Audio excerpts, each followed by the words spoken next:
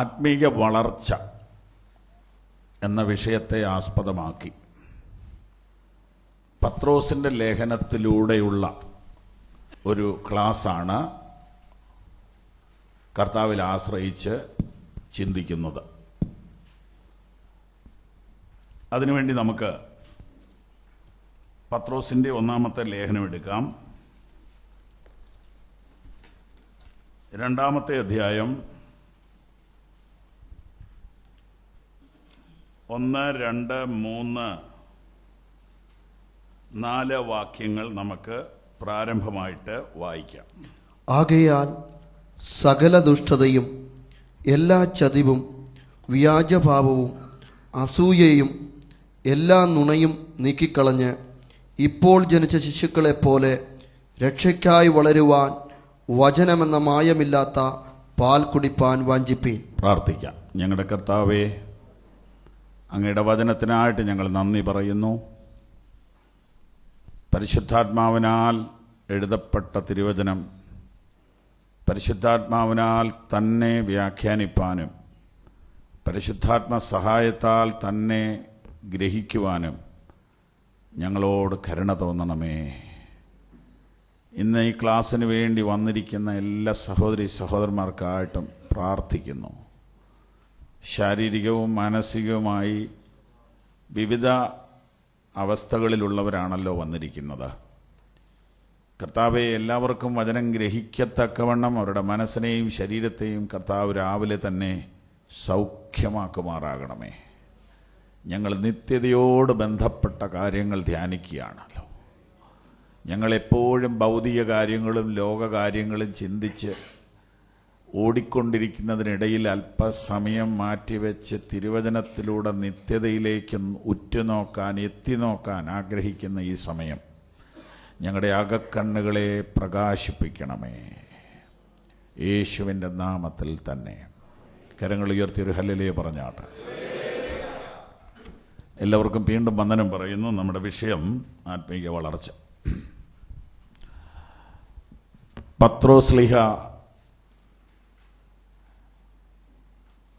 ഈ ലേഖനം എഴുതാനുണ്ടായ പശ്ചാത്തലം എന്താണെന്നുള്ളതായിരിക്കും നമ്മൾ ആദ്യമേ എടുക്കുന്ന ക്ലാസ്. അപ്പം അതിന് നമ്മൾ പത്രോസിനെ ഒന്ന് പരിചയപ്പെടേണ്ടി വരും.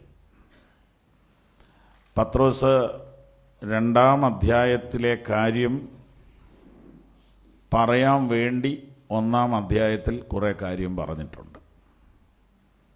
എനിക്ക് തോന്നുന്നു താൻ വിശ്വാസികളോട് പറയാൻ ആഗ്രഹിച്ച കാര്യം 2-ന്റെ 1 സകല ദുഷ്ടതയും എല്ലാ ചതിവും വ്യാജഭാവവും അസൂയയും എല്ലാ നുണയും നീക്കിക്കളഞ്ഞ് വളരുവാനായിട്ട് പരിശ്രമിക്കുക. അപ്പോൾ ആത്മീയ വളർച്ചയ്ക്ക് തടസ്സമായിട്ട് നമ്മിലുള്ള മുറുകെ പറ്റുന്ന ഈ സ്വഭാവങ്ങളെ നമ്മൾ തന്നെ മുൻകൈ എടുത്ത് കർത്താവിൻ്റെ കൃപയിൽ ആശ്രയിച്ച് അതിനെ നീക്കിക്കളഞ്ഞിട്ട് വചനത്താൽ ആത്മീയ വളർച്ച പ്രാപിക്കുവാൻ കർത്താവിൻ്റെ അടുക്കലേക്ക് വരിക എന്നാണ് പത്രോസ് പറയുന്നത്. അപ്പം സത്യത്തിൽ ഈ ഒരു ബുദ്ധിമുട്ടുള്ള കാര്യം വിശ്വാസികളോട് പറയാൻ വേണ്ടി 1-ാം അധ്യായത്തിൽ വിശ്വാസികളുടെ പദവിയെക്കുറിച്ച് പറഞ്ഞിരിക്കുകയാണ്. എന്താണ് പദവി? സ്വർഗത്തിൽ സൂക്ഷിച്ചിരിക്കുന്നതും ക്ഷയം, മാലിന്യം, വാട്ടം എന്നിവയില്ലാത്തതുമായ അവകാശത്തിനായിട്ട് നിങ്ങളെ വീണ്ടും ജനിപ്പിച്ചിരിക്കുന്നു. നിങ്ങൾ വീണ്ടും ജനിച്ചത് കെടുന്ന ബീജത്താലല്ല, കെടാത്തതിനാൽ ജീവനുള്ളതും നിലനിൽക്കുന്നതുമായ ദൈവവചനത്താലാണ് നിങ്ങൾ വീണ്ടും ജനിച്ചത്. മാത്രമല്ല, നിങ്ങൾക്ക് ലഭിച്ചിരിക്കുന്ന രക്ഷ വളരെ പ്രഷ്യസാണ്. അതിലേക്ക് ദൈവദൂതന്മാർ കുനിഞ്ഞു നോക്കാൻ ആഗ്രഹിക്കുന്നു, പഴയ നിയമക്കാർ എത്തി നോക്കാൻ ആഗ്രഹിക്കുന്നു. ഒരു കൂട്ടർ താഴെ നിന്ന് മുകളിലേക്ക് നോക്കുന്നു, വേറൊരു കൂട്ടർ മുകളിൽ നിന്ന് താഴോട്ട് നോക്കുന്നു. ഇതിൻ്റെ ഇടയ്ക്ക് നിൽക്കുന്നവരാണ് നമ്മൾ മാത്രം ഇതിൻ്റെ മഹത്വം അറിയുന്നില്ല. നമ്മൾ അനുഭവിക്കുന്നെങ്കിലും വില അറിഞ്ഞുകൂടാ. രക്ഷ, കൃപായുഗത്തിലെ സൗഭാഗ്യം, ഇതിനെക്കുറിച്ച് ഓൾഡ് ടെസ്റ്റ്മെൻറ്റുകാർ എത്തി നോക്കാൻ ആഗ്രഹിച്ചു. മാലാഖമാർ കുനിഞ്ഞു നോക്കാൻ ആഗ്രഹിച്ചു. രണ്ട് കൂട്ടരും വളരെ പ്രധാനപ്പെട്ടവർ ഒന്നിനകത്തോട്ട് നോക്കുമ്പോൾ അത് എത്ര പ്രധാനപ്പെട്ടതായിരിക്കും. അപ്പം രക്ഷയുടെ വലിപ്പവും കൃപായുഗത്തിൻ്റെ ഇമ്പോർട്ടൻസും രക്ഷിക്കപ്പെട്ടവരുടെ മഹാത്മ്യവും 1-ാം അധ്യായത്തിൽ വിവരിക്കുക. 1-ാം അധ്യായത്തിൽ വേറെ നിർദ്ദേശങ്ങളൊന്നുമില്ല. 1-ാം അധ്യായത്തിൽ നമ്മൾ ആരാണെന്ന് നമ്മളെ ഒന്ന് ശരിക്കും ബോധ്യപ്പെടുത്തുക. കർത്താവായ യേശുവിൽ വിശ്വസിച്ച് രക്ഷിക്കപ്പെട്ടവൻ്റെ അവൻ്റെ വില, അവൻ്റെ വലിപ്പം, അവനെ തന്നെ ഒന്ന് ബോധ്യപ്പെടുത്താൻ 1-ാം അധ്യായത്തിൽ ശ്രമിച്ച് കാര്യം പറയുകയാണ്. ആകയാൽ.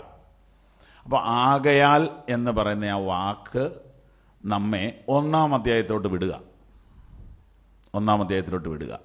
1-ാം അധ്യായത്തിൽ പറഞ്ഞു വെച്ച കാര്യങ്ങളുടെ അടിസ്ഥാനത്തിലാണ് 2-ാം അധ്യായം. അതാണ് ആകയാൽ എന്ന് പറഞ്ഞാൽ എന്താ? അത് അടുത്ത ദിവസം അടുത്ത ക്ലാസ്സുകളിൽ വരും. ആകയാൽ എന്ന് പറഞ്ഞാൽ നിങ്ങൾ വീണ്ടും ജനിച്ചതിനാൽ എന്നൊറ്റ വാക്കി പറയാം. നിങ്ങൾ വീണ്ടും ജനിച്ചതിനാൽ സകല ദുഷ്ടതയും എല്ലാ ചതിവും വ്യാജഭാവവും അസൂയയും എല്ലാ നുണയും നീക്കിക്കളഞ്ഞ് ഇപ്പോൾ ജനിച്ച ശിശുക്കളെ പോലെ. അപ്പോൾ വീണ്ടും ജനനവും ശാരീരിക ജനനവുമായിട്ട് ഒന്ന് താരതമ്യം ചെയ്യുക. ഒരു മനുഷ്യക്കുഞ്ഞ് ജനിച്ചാൽ അത് തന്നെ വളരുമോ? ഇല്ല. കോഴിക്കുഞ്ഞ് ജനിച്ചാൽ തന്നെ ജീവിക്കും. ജനിക്കുമ്പോഴേ അത് സ്വയം പര്യാപ്തതയിലാണ് ജനിക്കുന്നത്. ഈ കാട്ടിലൊക്കെ ജനിക്കുന്ന ജന്തുക്കളെ ഒന്നും ആരും എടുത്ത് വളർത്തുന്നൊന്നുമില്ല. അതൊക്കെ തന്നെ വളരുക. അതൊക്കെ അതിൻ്റെ അമ്മ ഏതാന്നൊക്കെ കണ്ടുപിടിച്ച് എങ്ങനെയൊക്കെ പാല് കുടിച്ച് അത് രക്ഷപ്പെട്ടോളൂ. എന്നാൽ മനുഷ്യക്കുഞ്ഞിനെ ജനിക്കുമ്പോൾ ആരെങ്കിലും സഹായിക്കാനില്ലെങ്കിൽ അപ്പം തന്നെ മരിച്ചു. മനുഷ്യക്കുഞ്ഞിനെ സഹായിക്കാൻ 1 വയസ്സ് വരെ സഹായിച്ചാൽ പോരാ, 15 വയസ്സ് വരെ സഹായിച്ചിട്ടും പോരാതെയായിപ്പോൾ ഇരിക്കുന്നത് പല വീടുകളിലും.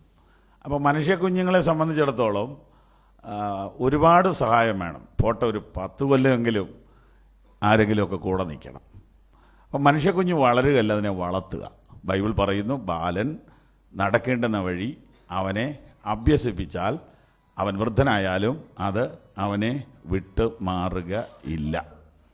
അപ്പോൾ ഒരു മനുഷ്യക്കുഞ്ഞിനെ വളർത്തണം.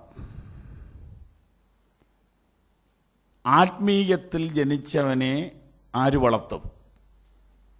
സഭ വളർത്തണം, ദൈവദാസന്മാർ വളർത്തണം. ഈ ഭാരമാണ് ഈ ലേഖനത്തിൻ്റെ പിന്നിലത്തെ ശക്തി. അപ്പോൾ പൗലോസിൻ്റെ ഒരു വാക്കുണ്ട്, ഞാനല്ലോ നിങ്ങളുടെ അപ്പൻ, ഞാനല്ലേ നിങ്ങളെ സുവിശേഷത്താൽ ജനിപ്പിച്ചത്. നിങ്ങളുടെ സ്പിരിച്വൽ ഫാദർ ഏതായാലും ഞാൻ തന്നെയാണ്. അപ്പം ഇതുപോലെ പത്രോസിന് സഭയോടുള്ള, ജനത്തോടുള്ള പെയിനാണ് ഈ ലേഖനത്തിലൂടെ വെളിപ്പെടുന്നത്. നിങ്ങൾ വളരണം. അപ്പോൾ വളരുന്നതിന് നിങ്ങൾക്ക് തന്നെ ഒരു ഉത്തരവാദിത്വം വേണം. വളരണം എന്ന ചിന്ത നിങ്ങൾക്ക് വേണം. അതിനു വേണ്ടിയിട്ട് നിങ്ങൾ 1-2 കാര്യം നിങ്ങൾ ചെയ്യണം. ഒന്ന്, നിങ്ങൾ വളർച്ചയ്ക്ക് തടസ്സമായിട്ടുള്ള കാര്യങ്ങളെ നിങ്ങളൊന്ന് കണ്ടുപിടിക്കണം. കണ്ടുപിടിച്ചിട്ട് അതിനെ മാറ്റണം.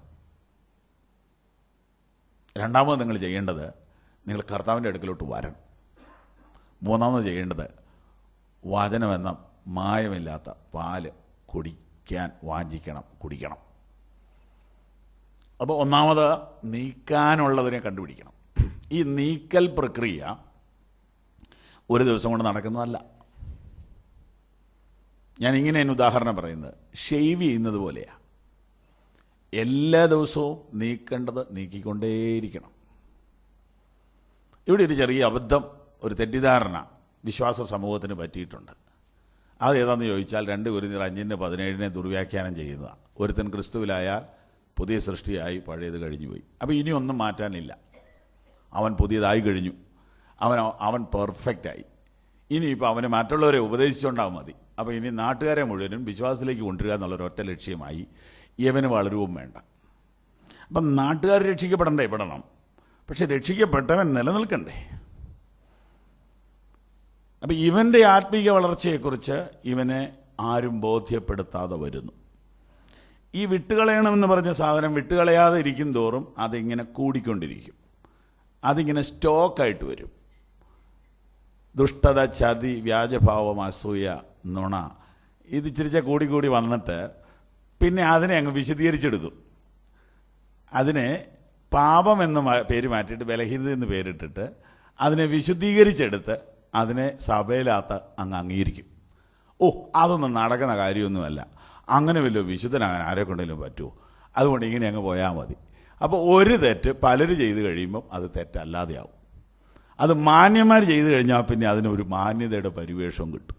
അപ്പം നുണ പറയാം, നുണ പറയുന്നതിന് കുഴപ്പമില്ല, നുണ പറഞ്ഞുകൊണ്ട് കർത്തൃമേശ എടുക്കാം. ഇത് പൊതുവെ അംഗീകരിക്കപ്പെട്ടിരിക്കുന്നൊരു കാര്യമാണ്. പക്ഷെ മാല ഇട്ടുകൊണ്ട് എടുക്കാനൊക്കെയല്ല.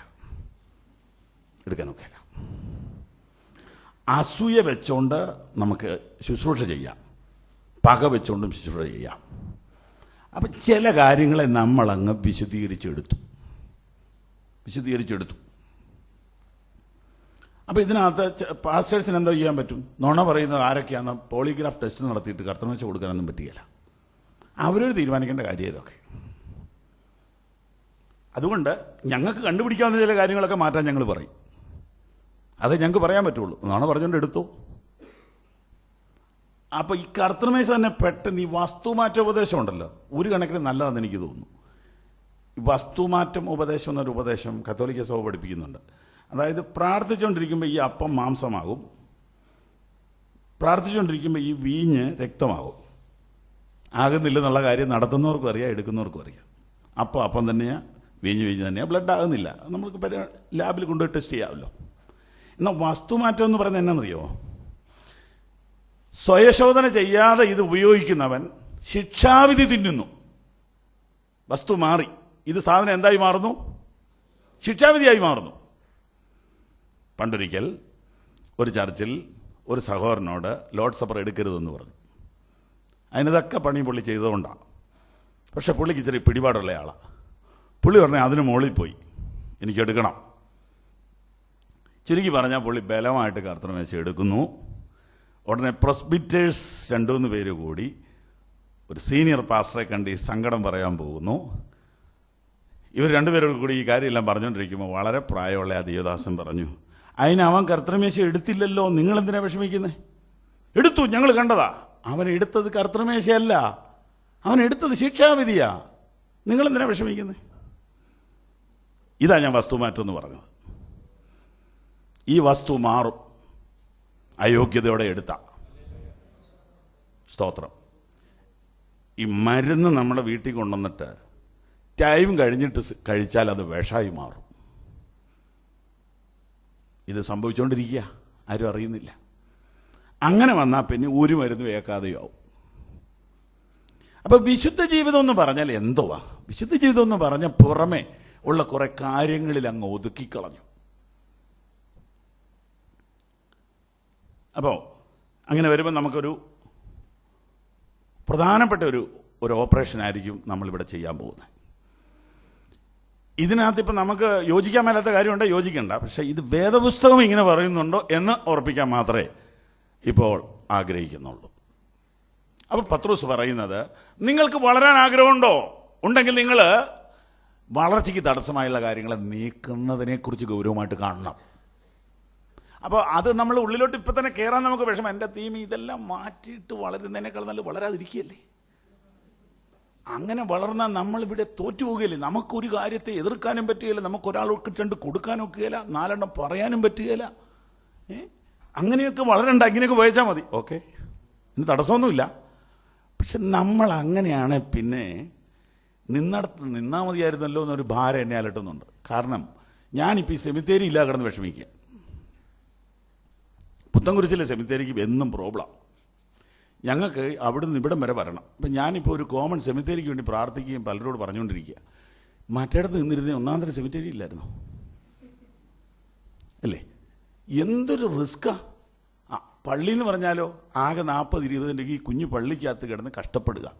വലിയ വലിയ പള്ളികളെല്ലാം വിട്ടേച്ച് അന്ന് ആത്മീയമായിട്ടും പുരോഗമനമില്ല, ഭൗതികമായിട്ടും പുരോഗമനം ഇല്ലെങ്കിൽ വലിയൊരു ചതിയിലാണല്ലോ നമ്മൾ വീണിരിക്കുന്നത്. വലിയൊരു ചതിയിലാണ് നമ്മൾ വീണിരിക്കുന്നത്. വഴക്ക്, പിണക്ക്,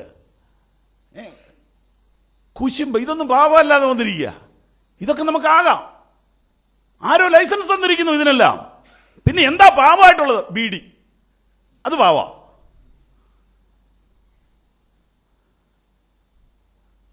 യേശു കർത്താവ് ഗൗരവമായി പറഞ്ഞ പാപം ഏതാ? അതിലേക്ക് നമ്മുടെ കണ്ണ് തുറക്കണം. അതിലേക്ക് നമ്മുടെ കണ്ണ് തുറക്കണം. ഞാൻ ക്ലാസ്സിലേക്ക് കയറുന്നതിന് മുമ്പ് തന്നെ നിങ്ങൾക്ക് ചിന്തിക്കാനൊരു ഇത് തരിക. 2:1 ഒരിക്കൽ കൂടെ ഒന്ന് ഉറക്കെ വായിച്ചേ. ആകയാൽ സകല ദുഷ്ടതയും എല്ലാ ചതിവും വ്യാജഭാവവും അസൂയയും എല്ലാ നുണയും നീക്കിക്കളഞ്ഞ് ഇപ്പോൾ ജനിച്ച ശിശുക്കളെപ്പോലെ രക്ഷയ്ക്കായി വളരുവാൻ വചനമെന്ന മായമില്ലാത്ത പാൽ കുടിപ്പാൻ വാഞ്ചിപ്പീൻ. വാക്യം എല്ലാവരും കേട്ടല്ലോ. ഇനി 3:3 വായിച്ചേട്ടെ. 3:3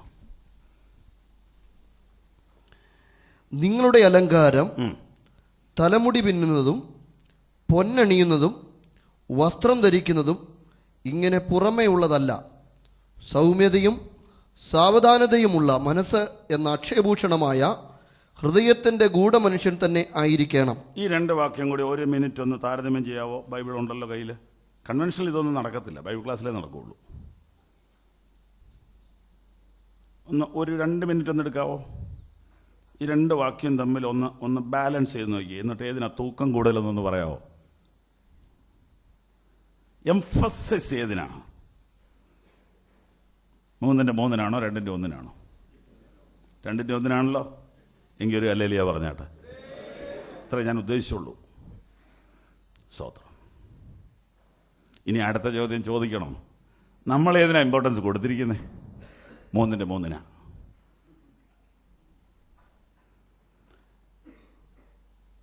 അപ്പോൾ പാസ്റ്റർ ഇപ്പോൾ പറഞ്ഞു വരുന്നത് 3:3 വേണ്ടെന്നാണോ? ഇല്ല, എൻ്റെ ഭാര്യ ഇവിടെ വന്നിട്ടുണ്ട്, നോക്കിയാൽ മതി.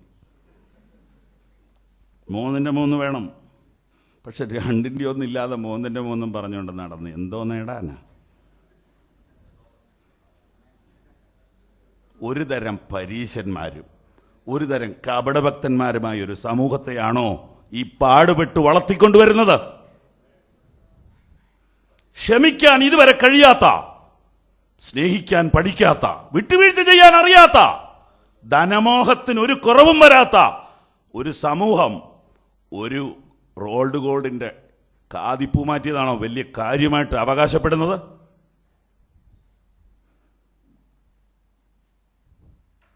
ഞാൻ ഉപദേശം അയക്കത്തില്ല, ഒരു വിട്ടുവീഴ്ചയില്ല, ഉപദേശത്തിൽ തന്നെ നിൽക്കും.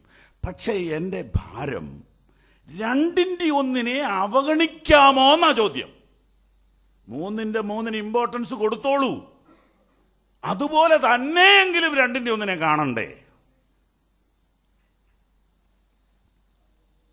അതുപോലെ അതേ ഗൗരവത്തിലെങ്കിലും 2:1 കാണണ്ടേ? സകല ദുഷ്ടതയും. സ്തോത്രം.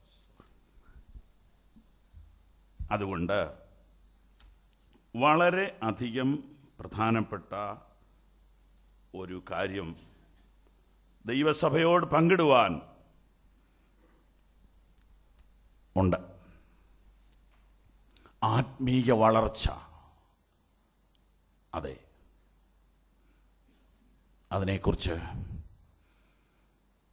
ധ്യാനിക്കുവാനും വളർച്ചയിലേക്ക് കടക്കുവാനും ദൈവം നമ്മെ സഹായിക്കട്ടെ.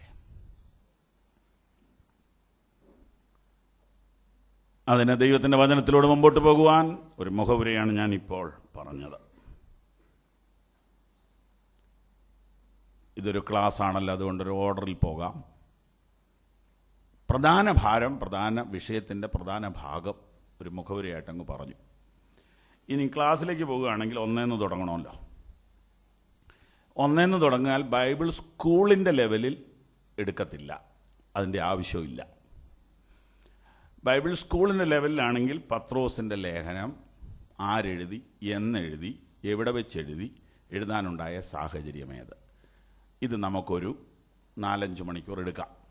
പക്ഷെ അതെല്ലാം നമ്മൾ ഒഴിവാക്കുന്നു. അതൊന്നും ഒരു വിശ്വാസിയെ സംബന്ധിച്ച് ആവശ്യമില്ല. നമുക്കൊരു ആത്മീയ വളർച്ചയ്ക്ക് വേണ്ട ക്ലാസ്സേ എടുക്കുന്നുള്ളൂ.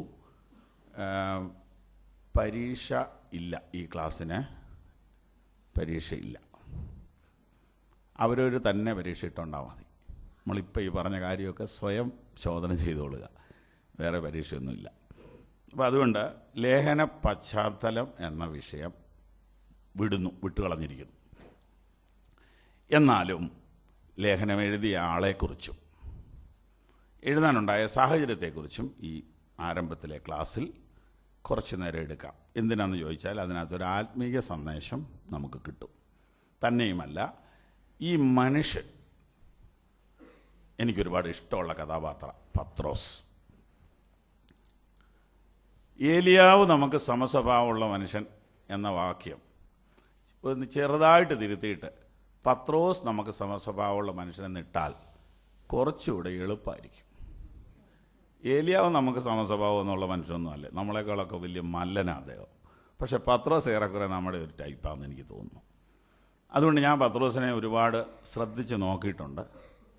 പത്രോസിൻ്റെ ജീവിതത്തിൽ നിന്ന് ഞാനൊരു 8 കുറിപ്പ് ഇപ്പോൾ രാവിലെ പറയാം.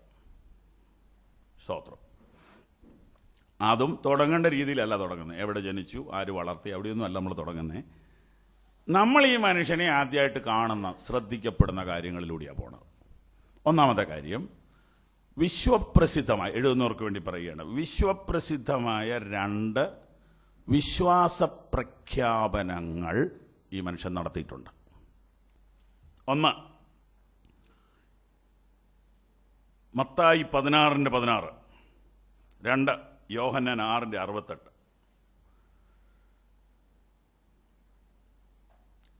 മത്തായി 16:16 എന്താണ്?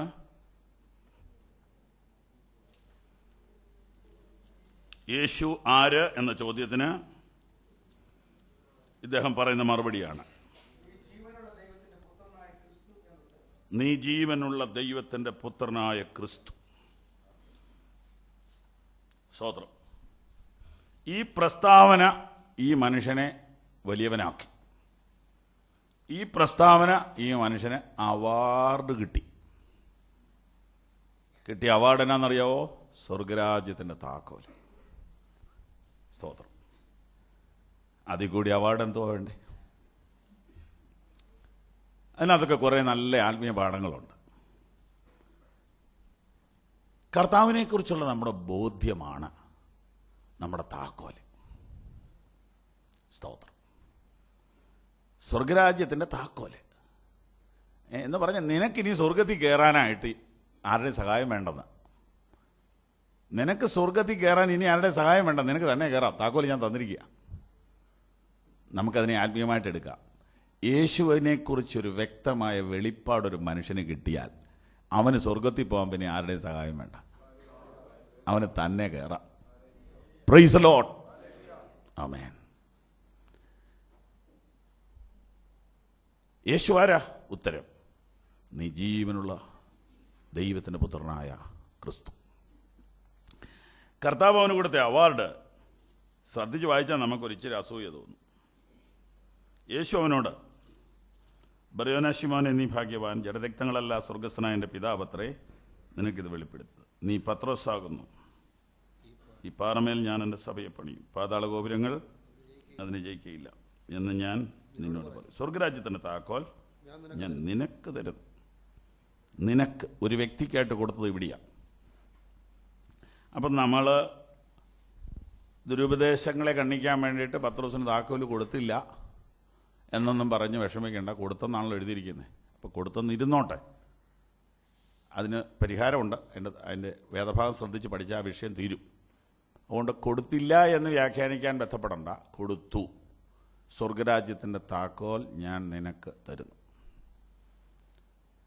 അത് അക്ഷരാർത്ഥത്തിൽ കൊടുത്തു എന്ന് തന്നെ ഇരിക്കട്ടെ.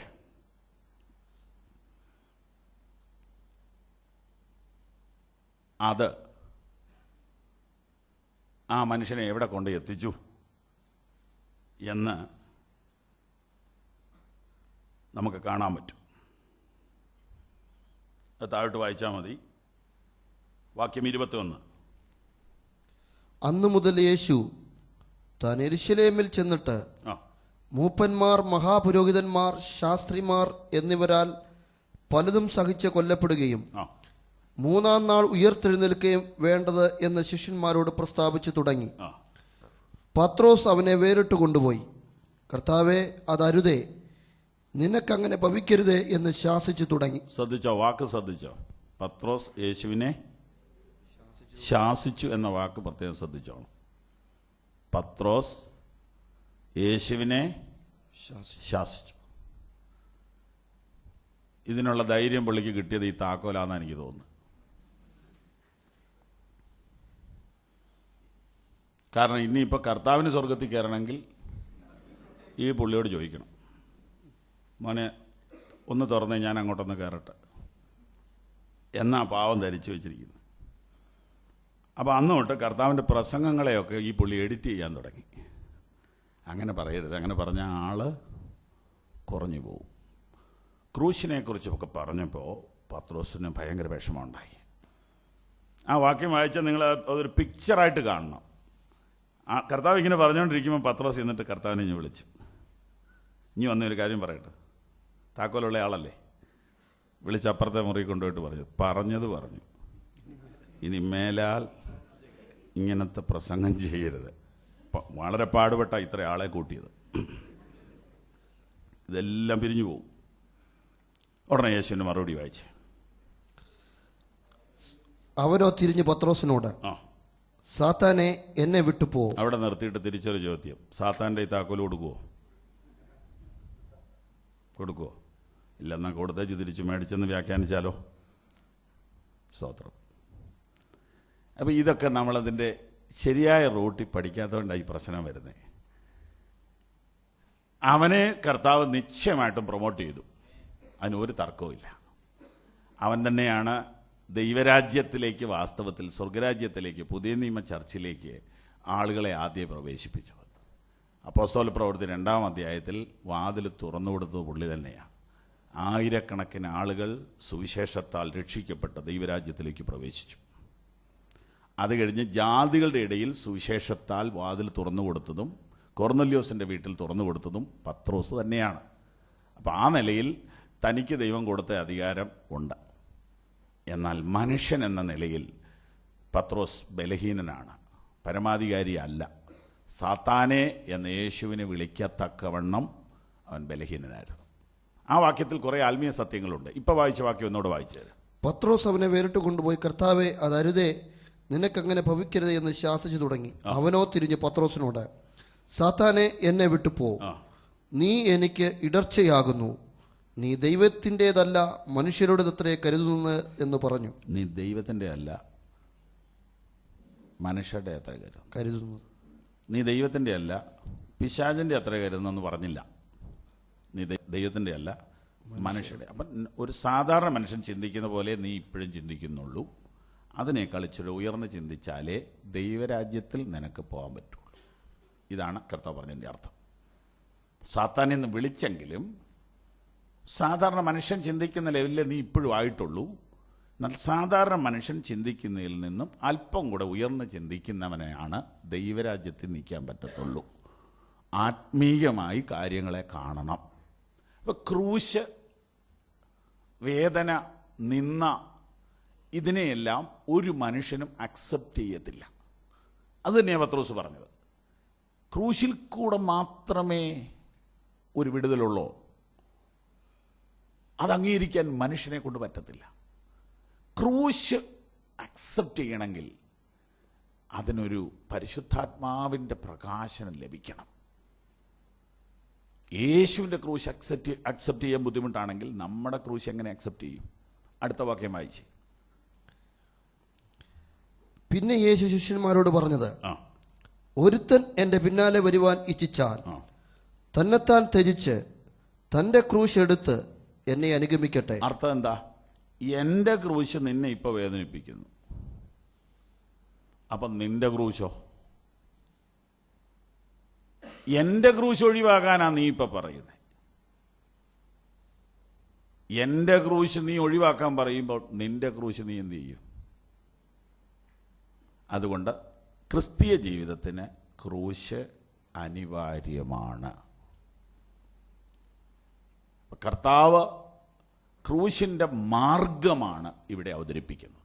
ക്രൂശീകരണം മാത്രമല്ല, ക്രൂശിൻ്റെ മാർഗമാണ് എന്ന് പറഞ്ഞാൽ ഈ ലോകത്തിൻ്റെ ചിന്തയ്ക്ക് തികച്ചും വ്യത്യസ്തമാണ് കർത്താവിൻ്റെ പഠിപ്പിക്കൽ. പ്രയാസങ്ങൾ, പ്രതികൂലങ്ങൾ, നിന്ദകൾ, അപമാനങ്ങൾ ഇവയെ ഒഴിവാക്കിയിട്ടുള്ള ഒരു ജീവിതമാണ് ലോകത്തിലെല്ലാവരും ഇഷ്ടപ്പെടുന്നത്. എന്നാൽ അതിനെ അതിജീവിക്കുന്ന ഒരു ജീവിതമാണ് ദൈവവചനം നമുക്ക് തരുന്നത്. അപ്പോൾ പത്രോസിന് ഒരു വലിയ പ്രമോഷൻ കിട്ടി ഈ വിശ്വാസ പ്രഖ്യാപനത്തിലൂടെ. എന്നാൽ അതുകൊണ്ട് അദ്ദേഹം ഒരു അമാനുഷനോ അതിമാനുഷനോ ആകുന്നില്ല. മറ്റൊരു ചിന്ത കൂടെ നമുക്കവിടെ കിട്ടുന്നത്, ഒരു മനുഷ്യൻ വളരെ നന്നായിട്ട് പ്രസംഗിച്ചു, വളരെ നന്നായിട്ട് പ്രവചിച്ചു, വളരെ നന്നായിട്ട് രോഗശാന്തി ശുശ്രൂഷ ചെയ്തു എന്ന കാരണത്താൽ അദ്ദേഹത്തിന് തെറ്റിക്കൂടായ്മ വരം കിട്ടിയെന്ന് ആരും ധരിച്ചു പോകരുത്. അദ്ദേഹം 2012 വളരെ നല്ല നിലയിൽ ശുശ്രൂഷിച്ചാലും 2013 അദ്ദേഹത്തിൽ നിന്നൊരു അബദ്ധം വരില്ല എന്ന് കണ്ണടച്ച് വിശ്വസിക്കരുത്. എപ്പോഴും എന്ത് കേട്ടാലും തിരുവചനം കൊണ്ട് അതിനെ പരിശോധിക്കാനുള്ള പരമാധികാരം ഓരോ വിശ്വാസിക്കുമുണ്ട്. ഒന്നുകൂടെ പറയാം, ഒരു മനുഷ്യൻ ഒരു സമയത്ത് വളരെ ആധികാരികമായി സ്വർഗീയ വെളിപ്പാടുകൾ പറഞ്ഞു എന്ന കാരണത്താൽ അദ്ദേഹം എന്നും പറയുന്നത് വെളിപ്പാടായിരിക്കുമെന്ന് ധരിക്കണ്ട. അദ്ദേഹം മനുഷ്യനായതുകൊണ്ടും ജഡത്തിൽ വസിക്കുന്നത് കൊണ്ടും അദ്ദേഹത്തിൽ നിന്ന് അബദ്ധങ്ങൾ വരാൻ സാധ്യതയുണ്ട്. അതുകൊണ്ട് ആര് പ്രസംഗിച്ചാലും എപ്പോൾ കേട്ടാലും തിരുവെഴുത്തുകൊണ്ട് അതിനെ അളക്കാനുള്ള പരമാധികാരം ഓരോ വിശ്വാസിക്കും ദൈവം തന്നിട്ടുണ്ട്. അതുകൊണ്ട് അങ്ങനെ തന്നെയോ എന്ന് ദിനംപ്രതി തിരുവെഴുത്തുകളെ പരിശോധിക്കുവാൻ ധൈര്യം കാണിക്കണം. ഇല്ല എങ്കിൽ അബദ്ധം സംഭവിക്കും. അങ്ങനെ പലപ്പോഴും സംഭവിച്ചു, ഈ അടുത്ത കാലത്തും സംഭവിച്ചുകൊണ്ടിരിക്കുന്നു. അദ്ദേഹത്തിൻ്റെ കഴിഞ്ഞ ദിവസത്തെ ക്ലാസ് നല്ലതായിരുന്നല്ലോ, ആയിരുന്നു. പക്ഷെ ഇന്നത്തെ ക്ലാസ്സിൽ യോജിക്കാൻ പറ്റാത്ത കാര്യവും വേദപുസ്തകത്തിന് യോജിക്കാൻ പറ്റാത്ത കാര്യം ഉണ്ടെങ്കിൽ ആ മനുഷ്യന് ദൈവം തെറ്റിക്കൂടായ്മ വരം കൊടുത്തിട്ടില്ല. മനുഷ്യനാണ്. യേശു ദൈവപുത്രൻ എന്നുള്ള വെളിപ്പാട് ലോകത്തോട് വിളിച്ചു പറഞ്ഞ മനുഷ്യനെ ചില മിനിറ്റുകൾ കഴിഞ്ഞപ്പോൾ സാത്താനെ എന്നെ വിട്ടുപോകും. അപ്പം എൻ്റെ ശുശ്രൂഷ കർത്താവ് അംഗീകരിക്കുന്നു, ജനം അംഗീകരിക്കുന്നു. പക്ഷേ എന്നെ ഏത് നിമിഷത്തിലും സാത്താനെ എന്ന് വിളിക്കാൻ കർത്താവിന് ഒരു പ്രയാസവും ഇല്ല. ഞാൻ കഴിഞ്ഞ കാലങ്ങളൊക്കെ നന്നായിട്ട് ശുശ്രൂഷിച്ചതാണല്ലോ എന്നോർത്ത് എൻ്റെ ശുശ്രൂഷയിലെ വിവരക്കേടുകളെ കർത്താവ് അംഗീകരിച്ചു തരത്തില്ല. എൻ്റെ അവിവേകവും എൻ്റെ അബദ്ധവും കർത്താവ് ന്യായീകരിക്കത്തുമില്ല. കർത്താവ് തുറന്ന് ശാസിക്കും. അതുകൊണ്ട് ലോകത്തിൽ ഒരു ദൈവദാസനും അപ്രമാദിത്വം ലഭിച്ചിട്ടില്ല എന്ന തിരിച്ചറിവ് നമുക്കുണ്ടാകണം. നമ്മൾ ശക്തന്മാരെ ബഹുമാനിക്കണം. അപ്പോൾ തന്നെ അവർ പറയുന്ന തെറ്റിനെല്ലാം ആമയം പറയേണ്ട കാര്യം ഇല്ല. അങ്ങനെ പറഞ്ഞാൽ ഇതൊരു ഒരു ഒരു വഴിപിഴച്ച സമൂഹമായി ചെന്ന് അവസാനിക്കും. അതുകൊണ്ട് ആർക്കും ഏത് സമയത്തും അബദ്ധം പറ്റാമെന്ന് പത്രോസിൽ നമുക്ക് പഠിക്കാം. പത്രോസിൻ്റെ രണ്ടാമത്തെ വിശ്വാസ പ്രഖ്യാപനം യോഹന്നാൻ 6:68 എടുത്തു വായിക്കണമെന്നില്ല. ഞങ്ങൾ നിന്നെ വിട്ട് എവിടെ പോകും? നിത്യജീവൻ. വായിച്ചോ. ശിമോൻ പത്രോസ് അവനോട്, കർത്താവേ, ഞങ്ങൾ ആരുടെ അടുക്കൽ പോകും? നിത്യജീവന്റെ വചനങ്ങൾ നിന്റെ പക്കലുണ്ട്. നീ ദൈവത്തിന്റെ പരിശുദ്ധൻ എന്ന് ഞങ്ങൾ വിശ്വസിച്ചും അറിഞ്ഞും ഇരിക്കുന്നു എന്നുത്തരം പറഞ്ഞു. ആമേൻ. 6-ാം അധ്യായത്തിലെ വിഷയം അഞ്ചപ്പത്തിലെ അത്ഭുതവും കടലിലെ അത്ഭുതവുമാണ്. അങ്ങനെ ജനം ധാരാളം കൂടുകയും കർത്താവ് അവരോട് ഉപദേശം പറയുകയും ചെയ്തു. പറഞ്ഞു വന്ന ഒടുവിൽ കർത്താവിൻ്റെ മരണത്തെ സൂചിപ്പിക്കുന്ന ഉപദേശങ്ങൾ പറയാൻ തുടങ്ങി. മുമ്പേ പറഞ്ഞതുപോലെ ക്രൂശിൻ്റെ സത്യങ്ങൾ പറയാൻ തുടങ്ങി. ക്രൂശിൻ്റെ സത്യങ്ങൾ വരുമ്പോഴാണ് ആളുകൾ അകലുന്നത്.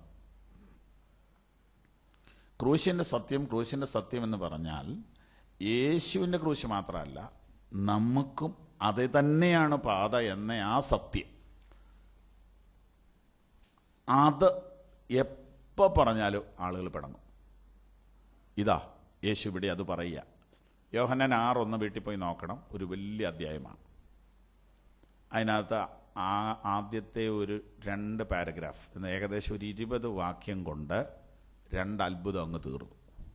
പിന്നെ 50 വാക്യങ്ങൾ ഡോക്ട്രിനാണ്, ഉപദേശമാണ്. അത് യഥാർത്ഥ ക്രൂശിൻ്റെ മാർഗമാണ് പറയുന്നത്. ഇത് പറഞ്ഞു വന്നപ്പോൾ ആളുകളെല്ലാം പിണങ്ങി. അങ്ങനെ പിണങ്ങിയപ്പോൾ പത്രോസ് കർത്താവിനോട് ഈ കാര്യം പറഞ്ഞു. നേരത്തെ നമ്മൾ വായിച്ച പോലെ തന്നെ ആളുകൾ അകലുന്നു, എല്ലാവരും വിട്ടുപോവുകയാണ്. അത്ഭുതങ്ങൾ കണ്ട് അപ്പം തിന്നപ്പോൾ ആൾ കൂടിയെങ്കിലും ഉപദേശം പറഞ്ഞപ്പോൾ ആളുകൾ പോവുക.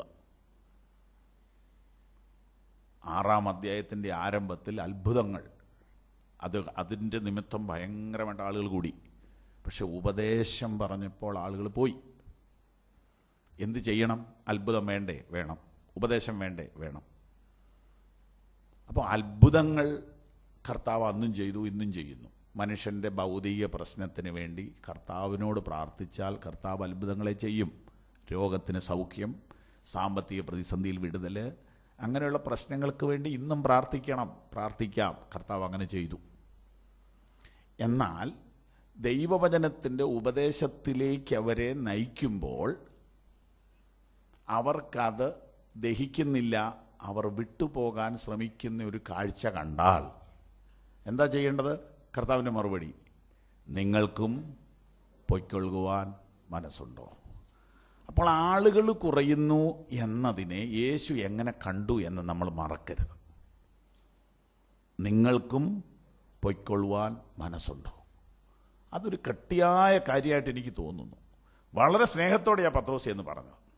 അപ്പം പത്രോസിനെ ഒന്ന് ആദരിക്കുക പോലും ചെയ്യാതെ പറയുക, നിനക്കും വേണമെങ്കിൽ പോവാം. അപ്പം ആളുകൾ കൂടുന്നതും കുറയുന്നതും യേശു കർത്താവിനൊരു വിഷയമല്ലായിരുന്നു. ഇങ്ങനെ പറഞ്ഞപ്പോൾ പത്രോസ് പറയുകയാണ്, ഇല്ല, ഞാൻ പോവുകയില്ല. നിന്നെ വിട്ട് ഞങ്ങൾ ആരുടെ അടുക്കൽ പോകും? നിത്യജീവൻ്റെ മൊഴികൾ നിന്റെ മക്കളുണ്ട്. പത്രോസിൻ്റെ പ്രസിദ്ധമായ 2 വിശ്വാസ പ്രഖ്യാപനങ്ങളാണ് ഇപ്പോൾ വായിച്ചത്. 16:16, 6:68. അടുത്ത ചിന്തയിലേക്ക് നമ്മൾ പോകുന്നു. കടലിന്മേൽ നടന്ന ഏകമനുഷ്യനാണ് ഇദ്ദേഹം. മത്തായി സുവിശേഷം 14-ാം അധ്യായം 22 മുതലുള്ള വാക്യങ്ങളിൽ അത് നമുക്ക് കാണാം. എടുത്ത് വായിക്കുന്നില്ല. ഇവിടെ ഇദ്ദേഹം ഒരു അസാധാരണ ധൈര്യം കാണിച്ചു.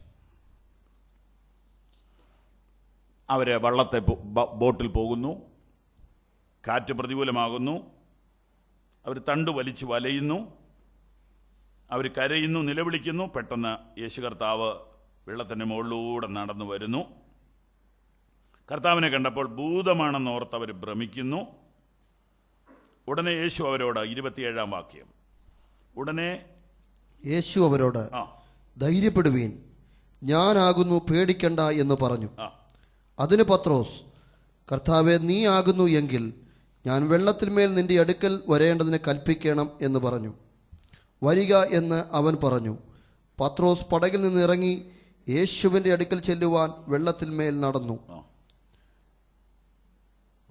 എന്നാൽ അവൻ കാറ്റ് കണ്ട് പേടിച്ചു മുങ്ങിത്തുടങ്ങിയാൽ, കർത്താവേ, എന്നെ രക്ഷിക്കണമേ എന്ന് നിലവിളിച്ചു. യേശു ഉടനെ കൈ നീട്ടി അവനെ പിടിച്ചു. അല്പവിശ്വാസിയെ, നീ എന്തിനു സംശയിച്ചു എന്ന് പറഞ്ഞു. അവർ പടകിൽ കയറിയപ്പോൾ കാറ്റ് അമർന്നു. പടകിലുള്ളവർ, നീ ദൈവപുത്രൻ, സത്യമെന്ന് പറഞ്ഞ് അവനെ നമസ്കരിച്ചു. പത്രോസ് മാത്രമേ ഇങ്ങനെ ഒരു സാഹസത്തിന് ധൈര്യം കാണിച്ചുള്ളൂ. വെള്ളത്തിൻ്റെ മുകളിലൂടെ വരുന്ന യേശുവിനെ കണ്ടപ്പോൾ, കർത്താവെ, അങ്ങനെയാണെങ്കിൽ എനിക്ക് നിൻ്റെ അടുക്കൽ വരാൻ അനുവാദം തരണം. കർത്താവ് പറഞ്ഞു, പോരാൻ പറഞ്ഞു. ആർക്കും പോകാം, ഒരാൾക്ക് മാത്രമല്ല, ആർക്കും പോകാം. പത്രോസ് ധൈര്യം കാണിച്ചു. പക്ഷെ ചില മിനിറ്റിനുള്ളിൽ അദ്ദേഹം മുങ്ങിപ്പോയി. മുങ്ങിയെങ്കിലും കർത്താവ് അവനെ താങ്ങി. ഇത് നമുക്ക് തരുന്ന പാഠം, കർത്താവിന് വേണ്ടി നമ്മളൊരു സ്റ്റെപ്പ് വെച്ചാൽ, ഒരു റിസ്ക് എടുക്കാൻ തയ്യാറായാൽ, ഒരു പ്രവർത്തനത്തിന് തയ്യാറായാൽ, മറ്റുള്ളവർ ചെയ്തത് ചെയ്യുകയല്ല, എന്തെങ്കിലും ദൈവത്തിൽ നിന്നൊരു നിയോഗം പ്രാപിച്ചൊരു മനുഷ്യനൊരു കാല് വെച്ചാൽ, അവൻ മുങ്ങിപ്പോകുന്ന പോലെയൊക്കെ വന്നാലും അവൻ മുങ്ങിപ്പോകത്തില്ല. കർത്താവ് അവനെ സഹായിക്കും എന്നൊരു ശക്തമായ സന്ദേശം അതിനകത്തുണ്ട്. അതിൽ കൂടുതൽ അവിടെ നമ്മൾ സമയം നിൽക്കുന്നില്ല. മറ്റൊന്ന്, പത്രോസിൻ്റെ ജീവിതത്തിൽ നമ്മൾ ശ്രദ്ധിക്കുന്ന, അദ്ദേഹത്തെ പ്രസിദ്ധനാക്കിയ മറ്റൊന്ന്, പെന്തക്കോസ്തിൻ്റെ പ്രസംഗമാണ്. അപ്പോസ്തല പ്രവൃത്തി 2. പെന്തക്കോസ്ത് നാൾ വന്നപ്പോൾ എല്ലാവരും ഒരു സ്ഥലത്ത് കൂടിയിരുന്നു. പെട്ടെന്ന് കൊടിയ കാറ്റടിക്കുന്നത് പോലെ ആകാശത്ത് നിന്ന് ഒരു മുഴക്കമുണ്ടായി. അവർ ഇരുന്നിരുന്ന വീട് മുഴുവനും നിറച്ചു. പിന്നെ അഗ്നിജ്വാല പോലെ പിളർന്നിരിക്കുന്ന നാവുകൾ അവർക്ക് പ്രത്യക്ഷമായി. അവരിൽ ഓരോരുത്തന്റെ മേൽ പതിഞ്ഞു. എല്ലാവരും പരിശുദ്ധാത്മാവ് നിറഞ്ഞവരായി ആത്മാവ് അവർക്ക് ഉച്ചരിപ്പാൻ നൽകിയതുപോലെ അന്യഭാഷകളിൽ സംസാരിച്ചു തുടങ്ങി. ഇതാണ് ദൈവസഭയുടെ ആരംഭം. കർത്താവ് ഉയർത്തെഴുന്നേറ്റ ശേഷമുള്ള ആദ്യത്തെ കൂടിവരവ്. അവർ പ്രാർത്ഥിച്ചുകൊണ്ടിരിക്കുമ്പോൾ പരിശുദ്ധ അരൂപിയുടെ അനുഭവം അവർക്കുണ്ടായി. അവരെല്ലാവരും ആത്മശക്തിയാൽ നിറയപ്പെട്ടു, അന്യഭാഷകളിൽ സംസാരിച്ചു. ഇതാണ് ദൈവസഭയുടെ തുടക്കം. അവിടെ കൂടി വന്ന ആളുകൾക്ക് ഇത് സംബന്ധിച്ച് സംശയമുണ്ടായി. വിശദീകരണം നൽകിയത് പത്രോസാണ്. വാക്യം 14.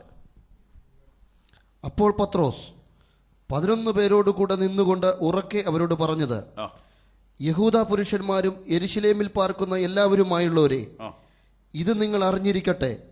എൻ്റെ വാക്ക് ശ്രദ്ധിച്ചുകൊള്ളുവീൻ. നിങ്ങൾ ഊഹിക്കുന്നത് പോലെ ഇവർ ലഹരി പിടിച്ചവരല്ല. മതി. അവിടെയും കൂടുതൽ മിനിറ്റുകൾ ചെലവഴിക്കുന്നില്ല. അദ്ദേഹത്തിൻ്റെ ആ പ്രസംഗം ഏകദേശം 36 വാക്യം വരെയുണ്ട്.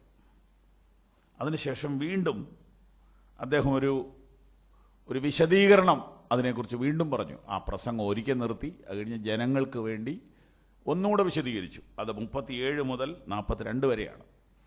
ഈ 2 ഭാഗങ്ങളും കൂടി എടുത്തിട്ടാണ് ദൈവസഭയുടെ ഫണ്ടമെൻ്റൽ ഡോക്ട്രിൻ രൂപപ്പെടുത്തിയിരിക്കുന്നത്. വിശേഷാൽ 37 മുതൽ 42 വരെയുള്ള വാക്യങ്ങളിൽ നിന്നാണ് കർത്തൃദാസന്മാർ, ലോകമെമ്പാടുമുള്ള പുതിയ നിയമസഭയുടെ ഉപദേശ രൂപീകരണം പത്രോസിൻ്റെ പ്രസംഗത്തിൽ നിന്നാണ് ഉണ്ടാക്കിയത്. അപ്പോൾ അദ്ദേഹം എത്രയോ ദൈവത്താൽ ഉപയോഗിക്കപ്പെട്ടു. ആ ഒരൊറ്റ മെസ്സേജിനകത്ത് ലോകത്തിൽ എല്ലാ കാലത്തുമുള്ള ദൈവസഭയുടെ അടിസ്ഥാന ഉപദേശമെല്ലാം വന്നിട്ടുണ്ട്. ദൈവം ആ മനുഷ്യനെ വളരെ നന്നായി ആ കാര്യത്തിൽ പ്രയോജനപ്പെടുത്തി. അന്ന് അനേക ആളുകൾ ഈ സത്യം വിശ്വസിച്ച് സ്നാനപ്പെടാനും ഇടയായി. പ്രസിദ്ധമായൊരു പ്രസംഗമായിരുന്നു അത്. സ്തോത്രം. മറ്റൊന്ന്, ഈ മനുഷ്യനെക്കുറിച്ച് മറ്റൊരു കാര്യം, ഇദ്ദേഹത്തെ വിശ്വാസത്തിൽ കൊണ്ടുവന്നത് സ്വന്തം സഹോദരനാണ്. യോഹന്നാന്റെ സുവിശേഷം 1-ാം അധ്യായം 35 മുതൽ, പെട്ടെന്ന് യോഹന്നാന്റെ സുവിശേഷം 1-ാം അധ്യായം 35 മുതൽ.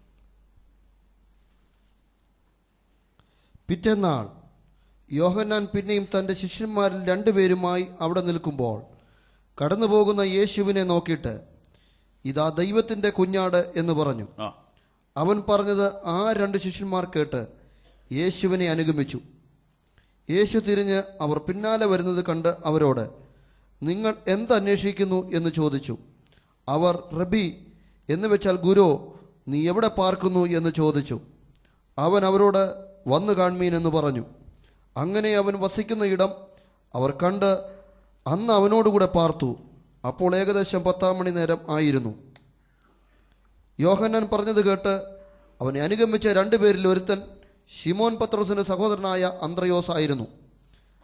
അവൻ തൻ്റെ സഹോദരനായ ശിമോനെ ആദ്യം കണ്ട് അവനോട്, ഞങ്ങൾ മശിഹായെ എന്ന് വെച്ചാൽ ക്രിസ്തുവെ കണ്ടെത്തിയിരിക്കുന്നു എന്ന് പറഞ്ഞു. മതി, സമയം ലാഭിക്കാം. സ്വന്തം സഹോദരൻ്റെ സമ്മർദ്ദത്താൽ, സ്വാധീനത്താൽ, പ്രോത്സാഹനത്താലാണ് ഈ മനുഷ്യൻ വിശ്വാസത്തിൽ വന്നത്. നമുക്ക് സ്വാധീനം ചെലുത്താൻ പറ്റുന്നിടത്തൊക്കെ നമ്മൾ കർത്താവിനെക്കുറിച്ച് പറഞ്ഞിട്ടുണ്ടോ? നമുക്ക് സ്വാധീനം ചെലുത്താൻ പറ്റുന്നിടത്തൊക്കെ നമ്മൾ കർത്താവിന് വേണ്ടി ആ സ്വാധീനം ചെലുത്തിയിട്ടുണ്ടോ എന്ന് പരിശോധിക്കേണ്ടതാണ്. ഈ മനുഷ്യൻ യേശുവിനെ കണ്ട ഒട്ടനെ ഈ മനുഷ്യൻ്റെ മനസ്സിൽ പോയത്, എൻ്റെ സഹോദരനെ ഇവിടെ കൊണ്ടുവരണം. നമുക്ക് ഏറ്റവും പെട്ടെന്ന് സ്വാധീനിക്കാൻ പറ്റുന്നവരോട് ഏറ്റവും പെട്ടെന്ന് കർത്താവിനെക്കുറിച്ച് പറയുക. കാരണം ഇതിനേക്കാൾ വലിയൊരു കാര്യം ഈ ഭൂമിയിൽ നമുക്കിനിയും പറയാനില്ല. സുവിശേഷീകരണത്തിന് ഒരു നല്ല മാതൃകയാണ് ഈ കുടുംബം സ്വന്തം സഹോദരനെ നിർബന്ധിച്ചു കൊണ്ടുവന്നു. എന്തിനാണെന്നൊന്നും പറഞ്ഞില്ല. ഇൻഫ്ലുവൻസ് ഉണ്ടായിരുന്നു, അത് ഉപയോഗിച്ച് പൊക്കിയെടുത്ത് യേശുവിൻ്റെ അടുക്ക് കൊണ്ടുവന്നു. ആ ഒന്നാമത്തെ വരവിൽ ഒന്നും സംഭവിച്ചില്ല. കർത്താവ് അവനെക്കുറിച്ചൊരു കാര്യം പറഞ്ഞതല്ലാതെ അവനൊന്നും മിണ്ടിയില്ല, അവൻ പ്രതികരിച്ചില്ല. പക്ഷേ അത് പ്രയോജനപ്പെട്ടു. പെട്ടെന്ന് ഫലം കണ്ടില്ലെങ്കിലും കർത്താവിൻ്റെ അടുക്കൽ ഒരാളെ ഒരു പ്രാവശ്യയിലും കൊണ്ടുവരിക, നമുക്കത്ര ചെയ്യാൻ പറ്റുള്ളൂ. പിന്നെയുള്ളത് യേശുവാണ് ചെയ്യുന്നത്. അന്ത്രയോസ് കൊണ്ടുവന്നു, യേശു പിന്നെ ഫോളോ അപ്പ് ചെയ്തു. പിന്നെ കർത്താവ് അവൻ്റെ പുറകെ പോയി, അവനെ കസ്റ്റഡിയിലെടുത്ത് കർത്താവിന് പ്രയോജനമുള്ളവനാക്കി തീർക്കുന്നവരെ കർത്താവ് അവൻ്റെ പുറകെ നടന്നു. ഒരു പ്രാവശ്യം അവനെ ഒന്ന് പിടിച്ചു കൊണ്ടുവരാൻ സഹോദരന് സാധിച്ചു. സഹോദരങ്ങളെ, നമ്മുടെ പ്രിയപ്പെട്ടവരെ യേശുവിൻ്റെ ഇടയിലേക്ക് കൊണ്ടുവരുവാൻ നമ്മളല്ലാതെ ആര് പരിശ്രമിക്കുക? നമ്മുടെ പ്രിയപ്പെട്ടവരെ യേശുവിൻ്റെ അടുക്കിലേക്ക് കൊണ്ടുവരുവാൻ നാം എന്തെങ്കിലും ത്യാഗം സഹിച്ചിട്ടുണ്ടോ? അതിനുവേണ്ടി അല്പം മുഷിച്ചിലോ പ്രയാസമോ വന്നാലും അവനെ യേശുവിൻ്റെ അടുക്കൽ കൊണ്ടുവരിക. അവന് ഇഷ്ടപ്പെടുകയോ ഇഷ്ടപ്പെടാതിരിക്കുകയോ ദേഷ്യപ്പെടുകയോ എന്ത് വേണേൽ ചെയ്തോട്ടെ, നമ്മൾ ഒന്ന് ട്രൈ ചെയ്യുക, ബാക്കി ദൈവം ചെയ്തോളൂ. എന്ത് സംഭവിച്ചെന്നറിയാമോ? കുറച്ച് നാൾ കഴിഞ്ഞപ്പോൾ ഈ കൊണ്ടുവന്നയാളെ ഓവർടേക്ക് ചെയ്തു. കൊണ്ടുവന്നയാളുടെ പേര് പിന്നെ ഒരിടത്തും കാണുന്നില്ല, വലിയ പ്രസിദ്ധനായില്ല. പക്ഷേ ഇയാൾ പ്രസിദ്ധനായി, ഇയാൾ 1-ാം സ്ഥാനത്തേക്ക് ഉയർന്നു. അപ്പം നമ്മൾ ഒരാളെ നേടിയാൽ ആ വ്യക്തി ചിലപ്പോൾ 10,000-ങ്ങളെ നേടും. നിത്യരാജ്യത്തിൽ നമ്മുടെ പ്രതിഫലം വലുതായിരിക്കും. സ്വന്തം സഹോദരൻ്റെ സ്വാധീനത്തിലാണ് ഈ വലിയ മിഷണറി വിശ്വാസത്തിൽ വന്നത്. അതിപ്രധാനമായി ഈ എഴുത്തുകാരനിൽ നിന്ന് നമ്മൾ ഓർക്കുന്ന മറ്റൊരു കാര്യം, ഈ കഥാപാത്രം നമ്മുടെ മനസ്സിലൊന്ന് വരാൻ വേണ്ടിയിട്ടാണ്, വേഗത്തിൽ പോകുന്നു. ഇദ്ദേഹത്തിൻ്റെ ജീവിതത്തിൽ നമ്മൾ ഓർക്കുന്ന മറ്റൊരു പ്രധാനപ്പെട്ട സംഭവം പിന്മാറ്റമാണ്. കുപ്രസിദ്ധമായ പിന്മാറ്റം, തള്ളിപ്പറയൽ, തിരിച്ചുവരവ്, ലേഖനങ്ങൾ. അങ്ങനെ നമ്മൾ ലേഖനത്തിലേക്ക് വരും. നമുക്ക് എല്ലാ സുവിശേഷങ്ങളിലും ഈ കാര്യം എഴുതിയിട്ടുണ്ട്. ലൂക്കോസിൽ നിന്നെടുക്കാം. ലൂക്കോസ് 22-ലാണ് അത് കിടക്കുന്നത്. ലൂക്കോസ് 22-ൽ ഈ പ്രസിദ്ധനായ മനുഷ്യൻ്റെ പിന്മാറ്റമാണ് നമ്മൾ കാണുന്നത്. 54 മുതൽ വായിക്കാം. ലൂക്കോസ് 22-ന്റെ 54 മുതൽ. അവർ അവനെ പിടിച്ച് മഹാപുരോഹിതന്റെ വീട്ടിൽ കൊണ്ടുപോയി പത്രോസും അകലം വിട്ട് പിൻചെന്നു. അവർ നടുമുറ്റത്തിൽ മധ്യ തീ കത്തിച്ച് ഒന്നിച്ചിരുന്നപ്പോൾ പത്രോസും അവരുടെ ഇടയിൽ ഇരുന്നു. അവൻ തീ വെട്ടത്തിനടുക്കെ ഇരിക്കുന്നത് ഒരു ബാല്യക്കാരത്തെ കണ്ട് അവനെ ഉറ്റുനോക്കി, ഇവനും അവനോടുകൂടെ ആയിരുന്നു എന്ന് പറഞ്ഞു. അവനോ, സ്ത്രീയെ, ഞാൻ അവനെ അറിയുന്നില്ല എന്ന് തള്ളിപ്പറഞ്ഞു. കുറഞ്ഞൊന്നു കഴിഞ്ഞിട്ട് മറ്റൊരുവൻ അവനെ കണ്ടു, നീയും അവരുടെ കൂട്ടത്തിലുള്ളവൻ എന്ന് പറഞ്ഞു. പത്രോസോ, മനുഷ്യ, ഞാനല്ല എന്ന് പറഞ്ഞു. ഏകദേശം 1 മണിനേരം കഴിഞ്ഞാറെ വേറൊരുവൻ, ഇവനും അവനോടുകൂടെ ആയിരുന്നു, സത്യം, ഇവൻ ഗലീലക്കാരനല്ലോ എന്ന് നിഷ്കർഷിച്ച് പറഞ്ഞു. മനുഷ്യ, നീ പറയുന്നത് എനിക്ക് തിരിയുന്നില്ല എന്ന് പത്രോസ് പറഞ്ഞു. അവൻ സംസാരിക്കുമ്പോൾ തന്നെ പെട്ടെന്ന് കോഴി കൂകി. അപ്പോൾ കർത്താവ് തിരിഞ്ഞ് പത്രോസിനെ ഒന്ന് നോക്കി, ഇന്ന് കോഴി കൂകും മുമ്പേ നീ 3 വട്ടം എന്നെ തള്ളിപ്പറയുമെന്ന് കർത്താവ് തന്നോട് പറഞ്ഞ വാക്ക് പത്രോസ് ഓർത്ത് പുറത്തിറങ്ങി അതിദുഃഖത്തോടെ കരഞ്ഞു. സ്തോത്രം. പത്രോസിൻ്റെ ഈ പിന്മാറ്റം എടുത്ത് പ്രസംഗിക്കാൻ നല്ല എളുപ്പമാണ്. പിന്മാറ്റത്തിൻ്റെ 7 പടികൾ മാത്യു ഹെൻറി ഡേക്സിൻ്റെയൊക്കെ പുസ്തകങ്ങളിൽ ഈ പിന്മാറ്റത്തിൻ്റെ 7 പടി 12 പടിയൊക്കെ കിടപ്പുണ്ട്. നല്ലതാണ്, പഠിക്കാൻ കൊള്ളാം. എനിക്ക് അതിനൊരു മറുവശമാണ് എന്നെ സ്പർശിച്ചത്. പത്രോസിന് ഇത്ര വലിയ പിന്മാറ്റമൊക്കെ വരേണ്ടി വന്നത് എന്തുകൊണ്ടാണെന്നറിയോ? പത്രോസിന് കർത്താവിനോടുള്ള സ്നേഹം കാരണം. മറ്റ് ശിഷ്യന്മാർക്ക് ആർക്കും ഈ പ്രശ്നം വന്നില്ല, കാരണം അവർ വീട്ടിൽ കിടന്ന് ഉറങ്ങുക. അതുപോലത്തെ തണുപ്പായി. തണുപ്പുള്ളപ്പോൾ ഒരു കമ്പിളി ഉണ്ടെങ്കിൽ ഒരു പ്രത്യേക അന്തരീക്ഷം. ആ സമയത്ത് ഈ ചങ്ങാതി ഈ മുറ്റത്തോട് നടക്കുക. കർത്താവിനെ അറസ്റ്റ് ചെയ്തുകൊണ്ട് പോകുമ്പം പുതച്ചുമൂടി കിടക്കാൻ മനസ്സനുവദിക്കുന്നില്ല. അതുകൊണ്ടാണ് ആ തീ കായുന്നിടത്ത് നിൽക്കേണ്ടി വന്നത്. അപ്പോൾ ആളുകൾ തിരിച്ചറിഞ്ഞു. ഇവൻ്റെ സംഭാഷണത്തിൽ നിന്ന് മനസ്സിലാകുന്നുണ്ടെന്നൊക്കെ അവർ പറയുന്ന ഭാഗം ശ്രദ്ധിച്ചിട്ടുണ്ടോ? അപ്പോൾ ചില ഭക്തന്മാർ പറയുന്ന പുള്ളി ഇതിനിടെ സ്തോത്രം പറയുന്നുണ്ടെന്നാണ്. അതുകൊണ്ടാണ് ഈ സംഭാഷണം തിരിച്ചറിഞ്ഞു എന്ന് പറഞ്ഞതെന്ന്. കാരണം ഒരു വല്ലാത്ത പ്രതിസന്ധിയിലാണല്ലോ നിൽക്കുന്നത്. അപ്പോൾ പുള്ളി ഇങ്ങനെ നിൽക്കുക. അവിടെ നിൽക്കേണ്ട കാര്യമില്ല. ഒരു പ്രാവശ്യം ആളുകൾ ഇത് നോട്ട് ചെയ്തപ്പോൾ വീട്ടിൽ പോയാൽ മതി. പക്ഷെ പോകാൻ പറ്റുന്നില്ല. പോകാൻ മേലാത്തൊരു ഹൃദയമാണ്, അഫെക്ഷനാണ് അവിടെ കാണുന്നത്. അതുകൊണ്ടല്ലേ കർത്താവ് ഒരു വഴക്കം പറഞ്ഞില്ലല്ലോ. നമ്മളല്ലേ ഈ വഴക്കമൊക്കെ പറയുന്നത്. സ്തോത്രം. കർത്താവ് ഒന്നും പറഞ്ഞില്ലല്ലോ. കർത്താവ് ഉയർത്തെഴുന്നേറ്റപ്പോൾ പറഞ്ഞ് ശീമോനോട് പ്രത്യേകം ഞാൻ അന്വേഷിച്ചു എന്ന് പറയണമെന്നാണ് പറഞ്ഞത്. അതുകൊണ്ട് അങ്ങനെ എഴുതിയിട്ടുണ്ട്, ശ്രദ്ധിച്ച് നോക്കിയാൽ കാണാം. ഈ പുള്ളിക്ക് മാത്രമായിട്ടൊരു പ്രത്യക്ഷതയെ അനുവദിച്ചിട്ടുണ്ട്. വാക്യങ്ങൾ കാണിക്കാം. അപ്പം അതിനകത്തൊരു സ്നേഹമല്ലേ കിടക്കുന്നത്. അല്ലെങ്കിൽ പോയാൽ വീട്ടിൽ പോയിരുന്നാൽ പോരെ. സ്തോത്രം. പോകാൻ പറ്റാതെ എന്തോ അവനെ പിടിച്ച് കെട്ടിയിരിക്കുക കർത്താവിൻ്റെ മനസ്സുമായിട്ട്. ഇനി നമ്മളിപ്പോൾ വായിച്ച് വന്നപ്പം അപ്പോൾ കർത്താവ് തിരിഞ്ഞ് നോക്കി. ഈ നോക്കിയത് കാണണമെങ്കിൽ ഇയാൾ എങ്ങോട്ട് നോക്കിക്കൊണ്ടിരിക്കുകയായിരുന്നു? കർത്താവ് നോക്കി. കർത്താവ് കൈ കാണിച്ചില്ല. കൈ കാണിച്ചോ? ഇല്ല. ഒച്ച വെച്ചോ? ഇടാ ദുഷ്ട എന്ന് പറഞ്ഞോ? കർത്താവ് നോക്കിയത് ഇവൻ കാണണമെങ്കിൽ ഇവൻ്റെ അറ്റൻഷൻ എവിടെയായിരുന്നു? അപ്പം ഈ പത്രോസിനെ കുറ്റമൊക്കെ പറഞ്ഞോ, കുഴപ്പമില്ല. കർത്താവ് നോക്കിയാൽ നീ കാണുമോ? സ്തോത്രം. അവൻ്റെ കണ്ണിൽ നോക്കി ജീവിക്കുന്ന ക്രിസ്ത്യാനിയാകാൻ സാധിച്ചാൽ അത് വലിയൊരു ഭാഗ്യമാണ്. ഒച്ചയൊന്നും വെക്കണ്ട. അവൻ നോക്കിയാൽ അറിയണം. നോട്ടത്തിൽ നിന്ന് അറിയാവില്ല. നമുക്ക് നമ്മുടെ പിള്ളേരെ സൂക്ഷിച്ച് നോക്കിയാൽ അവർക്ക് മനസ്സിലാകില്ലേ കാര്യം? ഇല്ലേ? തറപ്പിച്ച് നോക്കിയാൽ പിള്ളേർക്ക് പിടികിട്ടും എന്തോ പ്രശ്നമുണ്ട് ഈ നോട്ടത്തിലെന്ന്. അപ്പം യേശുവിൻ്റെ നോട്ടത്തിൻ്റെ ട്യൂൺ അറിയാവുന്ന ബന്ധം അവനുണ്ടായിരുന്നു. Praise the lord. ഹല്ലേലൂയ. എന്തൊരു ബന്ധം അല്ലേ, എന്തൊരു ബന്ധം. അപ്പോൾ പിന്മാറ്റമൊക്കെ നമുക്ക് മനസ്സിലാവും. പക്ഷേ യേശുവിനൊന്നും പറയേണ്ടി വന്നില്ല. ഒന്നും നോക്കേണ്ടതേ വന്നുള്ളൂ അവനെ മടക്കി വരുത്താൻ. നിന്നെ മടക്കി വരുത്താൻ എന്തെല്ലാം ചെയ്യേണ്ടി വരും എന്നൊന്ന് പരിശോധിക്കുക. ഒരു നോട്ടം കൊണ്ട് തിരിച്ചു കൊണ്ടുവരാവുന്ന പിന്മാറ്റമേ പത്രോസിന് വന്നുള്ളൂ. Price the Lord. അതെനിക്ക് ഭയങ്കര സന്തോഷമുള്ളൊരു കാര്യമാണ്. അവർ തമ്മിലുള്ള ആ ലിങ്ക് ഒന്ന് കാണണമെന്നുണ്ടെങ്കിൽ മർക്കോസ് 16:6 നോക്കി. മർക്കോസ് 16:6. അവൻ അവരോട്, ഭ്രമിക്കേണ്ട, ക്രൂശിക്കപ്പെട്ട നസറനായ യേശുവിനെ നിങ്ങൾ അന്വേഷിക്കുന്നു.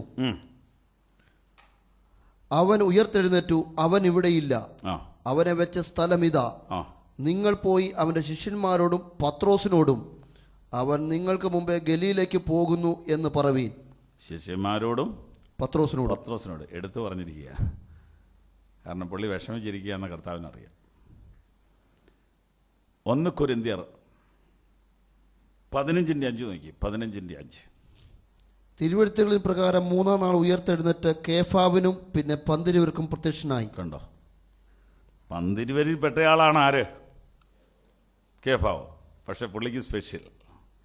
കേഫാവിനും പിന്നെ 12. പാസ്റ്റർമാരുടെ കൂട്ടത്തിൽ പെട്ട മെയിൻ ആൾ തന്നെയാണ്. പക്ഷേ അതുകൊണ്ട് ഉണങ്ങാത്ത മുറിവ് ഇവനുണ്ട്. അതുകൊണ്ട് ഇവനൊരു സ്പെഷ്യൽ ഒരു റെവലേഷൻ കൊടുത്തെന്നാണ് എൻ്റെ വിശ്വാസം. ഞാൻ കർത്താവിനെ സ്തുതിക്കുന്നു. എന്തൊരു ബന്ധമായിരുന്നു പത്രോസിന് കർത്താവിനോട്. അങ്ങനെ ഒരു ബന്ധത്തിൽ ജീവിപ്പാൻ ദൈവം നമ്മെ സഹായിക്കട്ടെ. പത്രോസ് ഇവിടം തൊട്ടങ്ങ് മാറാൻ തുടങ്ങുക. ഈ ഒരു പിന്മാറ്റത്തിന് ശേഷം ഭയങ്കര മാറ്റമാണ് പിന്നീട് വരുന്നത്. പിന്നീട് പരിശുദ്ധാത്മശക്തി പ്രാപിക്കുന്നു. സുവിശേഷങ്ങളിൽ കാണുന്ന പീറ്റർ അല്ല അപ്പോസ്തല പ്രവർത്തികളിൽ കാണുന്ന പീറ്റർ. സുവിശേഷങ്ങളിൽ ഈ മനുഷ്യനിൽ പല പോരായ്മകളൊക്കെ നമുക്ക് കാണാൻ പറ്റും. ബലഹീനതകളൊക്കെ എടുത്തു ചാടുന്നതും അബദ്ധങ്ങൾ പറയുന്നതും നല്ലത് പറയുന്നതും ഒക്കെ നമുക്ക് കാണാം. എന്നാൽ അപ്പോസ്തല പ്രവൃത്തിയിലേക്ക് വരുമ്പോൾ ആള് എന്തോ ഭയങ്കര മാറ്റം ഈ മനുഷ്യന് പിന്നെയും വന്നു. മാനസാന്തരത്തിലൊരു മാറ്റം, സ്നാനത്തിലൊരു മാറ്റം, പരിശുദ്ധാത്മാഭിഷേകത്തിൽ മറ്റൊരു മാറ്റം. ജീവിതത്തിൽ ഇനിയും മാറ്റങ്ങൾ വരാനുണ്ടെന്ന് നമുക്ക് സമ്മതിക്കാം. കർത്താവിനെ നമ്മൾ വീണ്ടും വീണ്ടും സ്പർശിക്കുമ്പോൾ നമുക്ക് മാറ്റങ്ങൾ വീണ്ടും സംഭവിക്കും. കർത്താവിൻ്റെ സാന്നിധ്യം നാം അനുഭവിക്കുമ്പോൾ നമുക്ക് പിന്നെയും മാറ്റങ്ങൾ ഉണ്ടാവും. ഞാനിങ്ങനെ വിശ്വസിക്കുന്നു, അപ്പോസ്തല പ്രവൃത്തി 2 ആ അനുഭവം, ആ പരിശുദ്ധാത്മാഭിഷേകം, ആത്മശക്തിയുടെ ആ അനുഭവം, അതായിരിക്കാം ഈ മനുഷ്യനെ അപാര മാറ്റത്തിലേക്ക് കൊണ്ടുവന്നു. ആ മാറ്റം അപ്പോസ്തല പ്രവൃത്തി 2:36 ഒന്ന് നോക്കാമോ? 36. ആകയാൽ നിങ്ങൾ ക്രൂശിച്ച ഈ യേശുവിനെ തന്നെ ദൈവം കർത്താവും ക്രിസ്തുവുമാക്കി വെച്ചു എന്ന് ഇസ്രായേൽ ഗൃഹമൊക്കെയും നിശ്ചയമായി അറിഞ്ഞുകൊള്ളട്ടെ. ഞാൻ ആ കൂട്ടത്തിലുള്ളവനല്ല എന്ന് സ്ത്രീകളുടെ മുമ്പിൽ പറയത്തക്ക ഭീരുത്വമുള്ള മനുഷ്യൻ ഇതേ യഹൂദന്മാരുടെ പ്രമാണികളുടെ മുഖത്ത് നോക്കി പറയുന്നു, നിങ്ങൾ ക്രൂശിച്ച യേശുവാണ് രക്ഷകൻ. 4-ാം അധ്യായത്തിൽ 8-ാമത്തെ വാക്യം ഞാൻ വായിക്കുന്നു. പത്രോസ് പരിശുദ്ധാത്മാവ് നിറഞ്ഞവനായി അവരോട് പറഞ്ഞത്, ജനത്തിൻ്റെ പ്രമാണികളും മൂപ്പന്മാരുമായുള്ളവരെ. ഇങ്ങനെ അങ്ങോട്ട് വായിക്കുമ്പോൾ 12-ാം വാക്യത്തിൽ വരുമ്പോൾ മറ്റൊരുത്തനിലും രക്ഷയില്ല. ഇങ്ങനെ പറയത്തക്കവണ്ണം ഈ മനുഷ്യനിൽ എന്തോ വലിയ മാറ്റം വന്നു. അത് മറ്റുള്ളവരെങ്ങനെ കണ്ടു എന്ന് നോക്കിയേ. 13-ാം വാക്യം. അവർ പത്രോസിന്റെയും യോഹന്നാന്റെയും ധൈര്യം കണ്ടു. പത്രോസിന്റെ ധൈര്യം ശ്രദ്ധിക്കപ്പെട്ടു എന്നല്ലേ എൻ്റെ അർത്ഥം? പത്രോസിന്റെ ധൈര്യം ശ്രദ്ധിക്കപ്പെട്ടു. അടുത്ത വാചകം. ഇവർ പഠിപ്പില്ലാത്തവരും സാമാന്യരുമായ മനുഷ്യർ എന്ന് ഗ്രഹിക്കുകയാലും ആശ്ചര്യപ്പെട്ടു. അപ്പം ഇവരുടെ ജ്ഞാനം മാറി, ഇവരുടെ അറിവ് മാറി, ഇവരുടെ ധൈര്യം മാറി. അപാരമാറ്റം ഈ മനുഷ്യനുണ്ടായി. ആ മാറ്റം മറ്റുള്ളവരെ അത്ഭുതപ്പെടുത്തുന്ന മാറ്റമായിരുന്നു. ഈ മാറ്റം പരിശുദ്ധാത്മ ശക്തി അല്ലാതെ എന്താ? അങ്ങനെയാണെങ്കിൽ പ്രിയപ്പെട്ടവരെ, ആത്മശക്തിക്ക് നമ്മെ തന്നെ വിധേയപ്പെടുത്തി കൊടുത്താൽ നമുക്ക് മാറ്റങ്ങൾ വരും. ആത്മശക്തിക്ക് നമ്മെ തന്നെ വിധേയപ്പെടുത്തി കൊടുക്കുക. അതിനെക്കുറിച്ച് നിങ്ങളോട് പറയണമെന്ന് എനിക്ക് ആഗ്രഹമുണ്ട്. പരിശുദ്ധാത്മശക്തിക്ക് നാം നമ്മെ തന്നെ വിധേയപ്പെടുത്തിയാൽ നമുക്കും മാറ്റങ്ങൾ സംഭവിക്കും. 19-ാം വാക്യം. പത്രോസും യോഹന്നാനും ദൈവത്തെക്കാൾ അധികം നിങ്ങളെ അനുസരിക്കുന്നത് ദൈവത്തിന് മുൻപാകെ ന്യായമോ എന്ന് ചോദിക്കത്തക്കവണ്ണം ഈ മനുഷ്യൻ വ്യത്യസ്തനായി തീർന്നു. ഈ ചിന്ത ഇവിടെ അവസാനിപ്പിക്കുന്നു. ഈ മനുഷ്യന്റെ കുടുംബചരിത്രത്തെക്കുറിച്ച് എന്തറിയാമെന്ന് ചോദിച്ചാൽ, 1, അപ്പൻ്റെ പേര് യോഹന്നാൻ, യോന എന്ന് വിളിക്കും. സഹോദരൻ്റെ പേര് മുമ്പേ കണ്ടല്ലോ, അന്ത്രയോസ്. മറ്റൊരറിവ്, ഈ മനുഷ്യന് ഭാര്യയുണ്ടായിരുന്നു. ഈ പുള്ളി വിവാഹിതനാണ് എന്ന അറിവ് നല്ലതാണ്. കാരണം ക്രിസ്തീയ സഭയുടെ ഏറ്റവും ഉയർന്ന ശുശ്രൂഷകളിൽ നിൽക്കുന്ന ആളുകൾ അവിവാഹിതരായിരിക്കണമെന്നൊരു ധാരണയുണ്ട്. ആ ധാരണ തെറ്റാണ്. പത്രോസ് വിവാഹിതനായിരുന്നു. തെളിവുകൾ എന്താണ്? മർക്കോസിന്റെ സുവിശേഷം 1-ാം അധ്യായം 29, 30, 31 വാക്യങ്ങളിൽ കർത്താവ് ശീമോന്റെ വീട്ടിൽ ചെന്നു. ശീമോന്റെ അമ്മാവിയമ്മ പനി പിടിച്ച് കിടന്നിരുന്നു. അവർ അവളെക്കുറിച്ച് അവനോട് പറഞ്ഞു. ഇദ്ദേഹത്തിന് ഭാര്യയുണ്ട്, അമ്മാവിയമ്മയുണ്ട്. ഒരു നല്ല കാര്യം കൂടെ ഞാനൊന്ന് പറഞ്ഞോട്ടെ. അമ്മയെ നോക്കാൻ പോലും ആളുകൾക്ക് സമയമില്ലാത്ത കാലത്ത് അമ്മായിയമ്മയെ പോലും നോക്കുന്ന ആളായിരുന്നു ആര്? പത്രോസ്. ഒരു ഹല്ലേലൂയ പറയുന്നതിന് കുഴപ്പമുണ്ടോ? ഹല്ലേലൂയ, സ്തോത്രം. അപ്പോൾ ഈ കാലഘട്ടത്തിൽ ഇത് പത്രോസിനെ നമ്മൾ പഠിക്കുന്നത് നല്ലതാണ്. അദ്ദേഹത്തിന് അങ്ങനെ ഒരു നല്ല സ്വഭാവം ഉണ്ടായിരുന്നു. പിന്നീട് പൗലോസ് പറയുന്നുണ്ട് ഈ കാര്യത്തെക്കുറിച്ച്. 1 കൊരിന്ത്യർ 9:5 പറയുന്നു, പത്രോസൊക്കെ സഞ്ചരിക്കുന്ന പോലെ ഞങ്ങൾക്കും ഭാര്യയോട് കൂടെ സഞ്ചരിച്ചു കൂടെ എന്ന് ചോദിക്കുന്നു. അപ്പോൾ വിവാഹിതനാണെന്ന് നമുക്ക് വിശ്വസിക്കാം. ഇങ്ങനെ കുടുംബ പശ്ചാത്തലത്തെക്കുറിച്ച് ചുരുക്കം ചില അറിവുകൾ കിട്ടുന്നു. വാക്യങ്ങൾ എഴുതിയിട്ടുകൊള്ളുക. യോഹന്നാൻ 21:15, മർക്കോസ് 1:29-31 വരെ, 1 കൊരിന്ത്യർ 9:5. ഇതൊക്കെ ഇദ്ദേഹത്തിൻ്റെ ഫാമിലി ബാക്ക്ഗ്രൗണ്ടാണ്. ഒറ്റ വാക്കൂടെ പറഞ്ഞ് ഈ ലെസൺ വിടാം. ഇദ്ദേഹത്തിൻ്റെ അന്ത്യം എന്തായിരുന്നു? യോഹന്നാന്റെ സുവിശേഷം 21-ാം അധ്യായം 18 മുതൽ വായിക്കാം.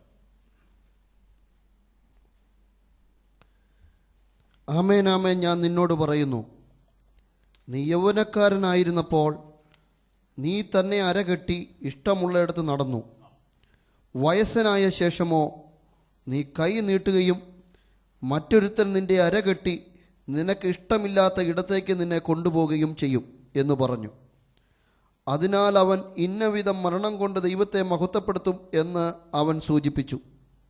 ഇത് പറഞ്ഞിട്ട് എന്നെ അനുഗമിക്ക എന്ന് അവനോട് പറഞ്ഞു. കർത്താവ് പത്രോസിനോട് സംസാരിക്കുന്ന അതിപ്രധാനപ്പെട്ട വാക്കുകളാണ് 15-ാം വാക്യം മുതൽ. നീ എന്നെ സ്നേഹിക്കുന്നുവോ? ഇവയിലധികമായി എന്നെ സ്നേഹിക്കുന്നുവോ എന്ന് ആവർത്തിച്ച് ചോദിച്ച് ഈ സഭയുടെ ശുശ്രൂഷ അദ്ദേഹത്തെ ഏൽപ്പിക്കുകയാണ്. ചർച്ചിൻ്റെ മിനിസ്ട്രിക്കായിട്ട് അദ്ദേഹത്തെ ഓടുകയും ചെയ്യുകയാണ്. എന്നിട്ട് ഏറ്റവും ഒടുവിൽ അദ്ദേഹത്തോട് പറയുന്ന വാക്കുകൾ ശ്രദ്ധിച്ച് കേൾക്കുക. രക്തസാക്ഷിയായി ഈ ശുശ്രൂഷയിൽ നീ തീരേണ്ടി വരും എന്ന് പറഞ്ഞാണ് കർത്താവ് ആ ഭാഗം അവസാനിപ്പിക്കുന്നത്. അങ്ങനെ തന്നെ സംഭവിച്ചുവെന്ന് ചരിത്രം പറയുന്നു. ഇത് പറഞ്ഞപ്പോൾ അദ്ദേഹത്തിൻ്റെ പ്രതികരണം ഒന്ന് വായിച്ചാട്ട്. 20-ാം വാക്യം. പത്രോസ് തിരിഞ്ഞ് യേശു സ്നേഹിച്ച ശിഷ്യൻ പിൻചെല്ലുന്നത് കണ്ട് എന്ന് പറഞ്ഞാൽ മനസ്സിലാകാൻ വേണ്ടി ഇങ്ങനെ പറയാം. പത്രോസ് തിരിഞ്ഞ് യോഹന്നാൻ വരുന്നത് കണ്ട് അത്താഴത്തിൽ അവൻ്റെ നെഞ്ചോട് ചാഞ്ഞുകൊണ്ട്, കർത്താവെ, നിന്നെ കാണിച്ചു കൊടുക്കുന്നവൻ ആർ എന്ന് ചോദിച്ചത് ഇവൻ തന്നെ. ആ പറഞ്ഞിരിക്കുന്ന എല്ലാം കൂടെ വായിക്കുമ്പോൾ നമുക്ക് ആശയം കിട്ടാതെ പോകും. നീ രക്തസാക്ഷിയാകും മോനെ എന്ന് പറഞ്ഞപ്പോൾ പത്രോസ് യോഹന്നാനെ ചൂണ്ടി യേശുവിനോട് ചോദിച്ചു, ഇവൻ എന്ത് സംഭവിക്കും? 21. അവനെ പത്രോസ് കണ്ടിട്ട്, കർത്താവെ, ഇവൻ എന്ത് ഭവിക്കും എന്ന് യേശുവിനോട് ചോദിച്ചു. യേശു അവനോട്, ഞാൻ വരുവോളം ഇവൻ ഇരിക്കണമെന്ന് എനിക്കിഷ്ടമുണ്ടെങ്കിൽ അത് നിനക്കെന്ത്? നീ എന്നെ അനുഗമിക്ക എന്ന് പറഞ്ഞു. കണ്ടോ, മനസ്സിലായോ? പത്രോസ് രക്തസാക്ഷിയാകും എന്ന് പറഞ്ഞപ്പോൾ പത്രോസിന് അറിയേണ്ടത് യോഹന്നാനും രക്തസാക്ഷിയാകുമോ എന്നാണ്. അങ്ങനെയാണെങ്കിൽ ഒരാശ്വാസമുണ്ട്. അതിനായി ചോദിച്ചത്, വേറൊന്നുമല്ല, എന്നറിയാൻ വേണ്ടി ചോദിച്ചതേ ഉള്ളൂ. മറുപടി കേട്ടോ, മറുപടി ഭയങ്കരമായിപ്പോയി.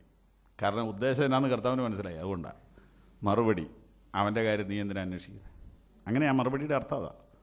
ഞാൻ വരുവോളം അവനിരിക്കണമെന്ന് എനിക്കുണ്ടെങ്കിൽ നിനക്കെന്നാ എന്ന് പറഞ്ഞ് എന്തിനാ ഈ എല്ലാവരുടെയും കാര്യം അന്വേഷിക്കുന്നത്?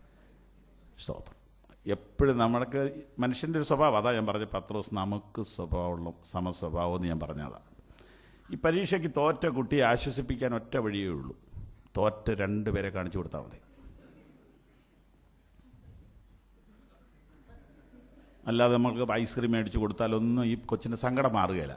എടി മറ്റേ കൊച്ചിൻ തോറ്റടി എന്ന് പറഞ്ഞാൽ മുഖം റോസപ്പൂ പോലെ വിരിയുന്നതാണ്. സ്വതന്ത്രം സിമ്പിളാണ്. പുള്ളി ഒരു പാവം, അതുകൊണ്ടല്ലേ ഇങ്ങനെ തുറന്ന് പറയുന്നത്. അല്ലെ വേറെ ആരെ കൊണ്ടെങ്കിലും അന്വേഷിച്ചാൽ പോരെ യോഹന്നാൻ എന്ത് വരുമെന്ന്. അപ്പം തന്നെ അത് അറിഞ്ഞാൽ മനസ്സിനൊരു സുഖം കിട്ടും. സ്വതന്ത്രം വളരെ സിമ്പിളായ മനുഷ്യനാണ് സ്വതന്ത്രം. അതുകൊണ്ട് വലിയ ബുദ്ധിമാന്മാരുടെ മാർഗമൊന്നും അല്ല ഇതെന്ന് പറയാൻ എനിക്ക് സന്തോഷമുണ്ട്. പത്രോസിനെ പോലെ ഒരു സിമ്പിളായ മനുഷ്യനെ ഈ ചർച്ചിൻ്റെ ചാർജ് കർത്താവ് ഏൽപ്പിച്ചില്ലേ? അതുകൊണ്ട് ഇപ്പോൾ ഉള്ള കഴിവ് മതി കർത്താവിനെ ആരാധിക്കാൻ. ഹല്ലേലൂയ, ആമേൻ. അങ്ങനെ അദ്ദേഹം രക്തസാക്ഷി മരണം പ്രാപിച്ചു എന്ന് ചരിത്രം പറയുന്നു. ബൈബിളിൽ ഇല്ലാത്ത കാര്യങ്ങൾ അധികം വിവരിക്കാൻ ഞാൻ ആഗ്രഹിക്കുന്നില്ല, കാരണം ആധികാരികമല്ലല്ലോ. ഏതായാലും കർത്താവ് പറഞ്ഞ പോലെ തന്നെ സംഭവിച്ചു എന്ന് നമുക്ക് വിശ്വസിക്കാം. ഒറ്റ വാക്കൂടെ കാണിച്ചാൽ അവിടെ നമുക്ക് അവസാനിപ്പിക്കാമല്ലോ. ലൂക്കോസ് 22-ന്റെ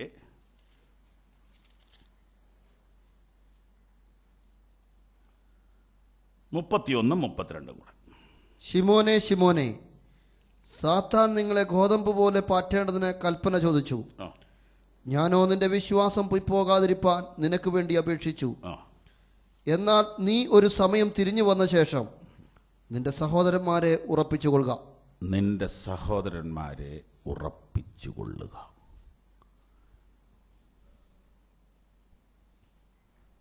എന്ന വാക്ക് പത്രോസ് അനുസരിച്ചു.